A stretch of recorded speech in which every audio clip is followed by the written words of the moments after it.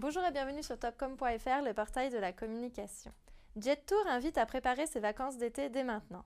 Une campagne principalement online met en avant la beauté des sites et la qualité des prestations des hôtels de son offre. Pour en parler, nous recevons Pauline Roury, qui est directrice marketing de JetTour. Bonjour. Bonjour Eve. Merci d'avoir accepté notre invitation. Avec plaisir. Donc avant de parler de cette campagne, ce serait peut-être bien qu'on dise quelques mots de JetTour. Oui. Alors JetTour est un tour opérateur français créé en 1968. C'est aujourd'hui le deuxième tour opérateur du marché. JetTour fait voyager à peu près 300 000 clients par an et a deux grandes lignes de produits phares qui sont les clubs et les circuits.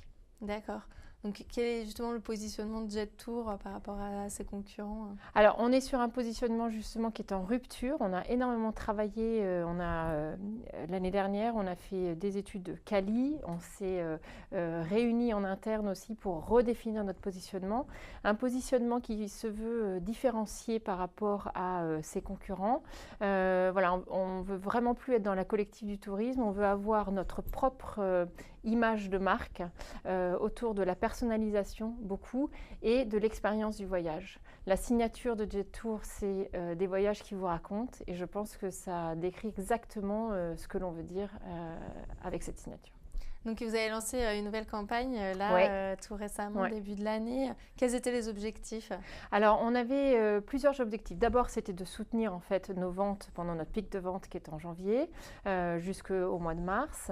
Ensuite on avait vraiment un objectif très tactique et business parce que voilà l'année dernière on avait plutôt fait une campagne très image de marque, très statutaire, mais cette fois-ci, on a voulu déjà mettre le focus sur deux lignes de produits qui sont les clubs et les circuits, s'inscrire vraiment dans le tunnel d'achat aussi de nos clients, d'où en fait une campagne qui est à 70% online. Il y a un vrai impératif business avec des KPI très particuliers derrière. D'accord. Donc on va voir justement le film qui est diffusé en online et puis vous nous en parlerez après. Très bien.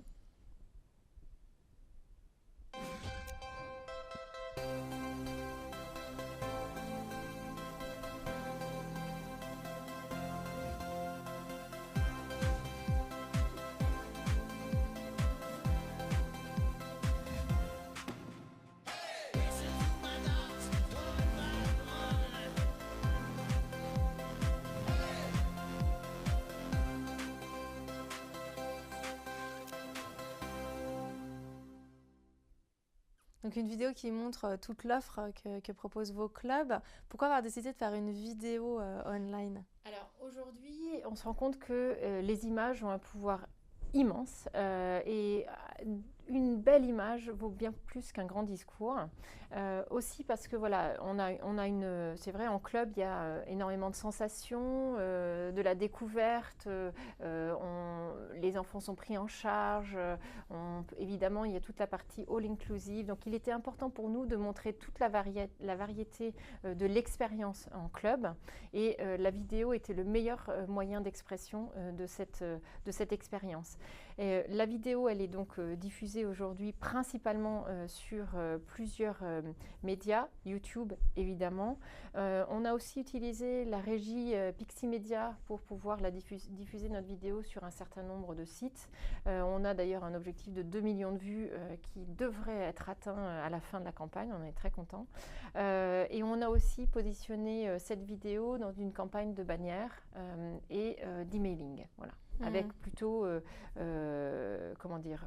en relais, il y avait aussi des bannières toutes simples. Voilà. D'accord. Donc vous avez aussi en complément utilisé le podcast de Nicolas Canteloup. Pareil, une petite vidéo, enfin pas vidéo, pardon, un petit son avant le podcast qui est diffusé, petite campagne. On va l'écouter également, puis vous nous en parlerez. JetTour. Jules apprend la photo au club ado. Jeanne s'éclate au mini-club. Chérie, regarde! Tom use sa planche et son prof. Et moi, c'est soleil et spa avant la soirée blanche. À plus les filles! L'expérience JetTour se partage, mais surtout elle se vit. Rendez-vous en agence ou sur jettour.com pour découvrir nos clubs Eldorador à partir de 602 €. Club Eldorador by JetTour, le club intensément. Offre soumise à condition. Voilà, pourquoi avoir choisi les podcasts et le podcast de Nicolas Canteloup Alors, le podcast de Nicolas Canteloup, d'abord, en fait, on a étudié les différents médias qui étaient à notre disposition. On voulait évidemment un média qui était le plus en affinité avec notre cible. Le podcast, on a trouvé ça intéressant parce que ça nous permettait vraiment d'être en partenariat avec une émission de radio. Et Nicolas Canteloup, qui est plutôt sur le thème de l'humour, on a eu un petit coup de cœur. Du coup, ce que l'on a vraiment apprécié dans ce podcast, c'est le fait d'être annonceur un peu privilégié dans une émission qui était en affinité avec notre cible et sur laquelle on avait un gros coup de cœur. Et puis qui est très écouté. Oui, qui est très écouté, évidemment. Là, on a un podcasté. objectif de 2,7 millions de podcasts téléchargés. D'accord, donc justement, vous parlez un peu des chiffres. Ouais. Est-ce que vous avez déjà des retours, des réactions autour de cette campagne? Alors oui, les chiffres sont bons. En tout cas, premier objectif qui était premier KPI, qui était d'atteindre le nombre de vidéos vues. On est en ligne pour l'atteindre. Deuxième objectif, c'était évidemment le trafic vers notre site web. Objectif qui est atteint. Les ventes du site se comportent plutôt bien pendant ce mois de janvier et début du mois de février. Et ensuite, on avait un dernier objectif qui était le côté immersif, faire en sorte que nos clients et prospects puissent voir la vidéo en entier. Et là aussi, objectif atteint. D'accord. Et pour vendre vos circuits, par contre, vous êtes passé sur de la presse. Alors, pour vendre les Pourquoi ce circuits, choix? on a plutôt... on a une cible sur les circuits qui est un peu plus âgée. Donc là, on est plutôt autour de 45-60 ans. Et là, on a fait un autre choix qui était de s'associer à une marque média, à un groupe de presse qui allait être vraiment en fil rouge avec nous sur toute notre période de communication. Et on a aussi travaillé donc main dans la main sur une partie rédactionnelle. On s'est inscrit dans cette tendance assez moderne qui est les native ads. Et on a choisi en fait la régie Le Monde. Et on a un plan de parution qui est assez dense avec le magazine, l'Obs et Courrier International. Et un mélange évidemment de rédactionnel, d'infomercial, et puis derrière la partie digitale, la reprise donc sur les sites web et sur les applications. D'accord, donc pour l'instant, elle n'a pas encore été lancée, cette campagne? La campagne démarre le 6 février. D'accord. Donc elle va avoir lieu en février et en mars, et puis ensuite en septembre. Et ce qu'il y a eu d'intéressant pour nous, c'est qu'on a pu vraiment s'associer aux journalistes du groupe Le Monde pour déterminer ensemble donc une ligne éditoriale des sujets, la mise en avant de telle ou telle destination.